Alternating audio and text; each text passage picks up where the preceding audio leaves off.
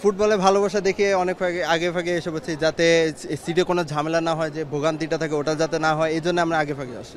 আগে সবার যেটা বলা উচিত যে আমাদের যে ন্যাশনাল টিমে যে ফার্স্ট আছে জামাল ভুঁইয়া, তো জামাল ভুঁইয়া ডেনমার্ক থেকে যে আসছে ওর আগে আমি বলি যে বেটার। আর এখন যে হামজা আসছে, আরও আমি বলি যে মিডফিল্ডার যেগুলি আছে একটা ভালো হচ্ছে, কারণ প্রিমিয়ার লিগে থেকে একটা প্লেয়ার যখন ওখান থেকে একটা ন্যাশনাল টিমে আসে, তো ওর থেকে অনেক ওভাবে প্র্যাকটিস ও করে আসে ভালো খেলে।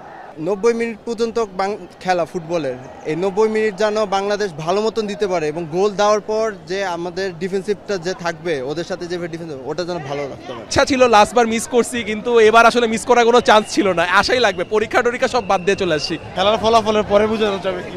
সো মাচ এক্সাইটেড, ইনশাআল্লাহ বাংলাদেশ জিতবে, হোপ ফর দ্য বেস্ট।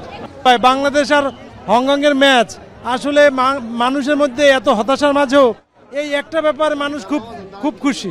অন্য কোনো ব্যাপারে খুশি হওয়ার মতো বাংলাদেশে গত এক বছরে নাই, এই একটা জায়গায় আছে খুশি হওয়ার মতো। থ্যাংক ইউ ভাই। থেকে সব থেকে বেশি যদি এক্সাইটমেন্ট কোনো কিছু থেকে থাকে সেটা হচ্ছে বাংলাদেশের ফুটবল, কারণ ক্রিকেট অনেকটা পিছিয়ে গেছে কাইন্ড অফ। সেক্ষেত্রে আমরা অনেক বেশি আশাবাদী, ইনশাল্লাহ আমরা জিতবো। তাঁতীবাজার থেকে হেঁটে আমরা এই জায়গায় আসছি, আমাদের কাছে খুব ভালো লাগতেছে, আমরা খুব এক্সাইটেড। আমরা খেলা দেখবো, হামজা চৌধুরী খেলা দেখবো, খুব ভালো খেলবে, খুব ভালো লাগতেছে। অত্যন্ত আনন্দের, কারণ বাংলাদেশের ফুটবল যে আবার ফিরে পেয়ে এসেছে, আমরা খুবই আনন্দিত। এবং ইন্টারন্যাশনাল ম্যাচ হচ্ছে, এবং আমরা বিশ্বাস করি যে আজকে বাংলাদেশ একটা ভালো ফলাফল করবে।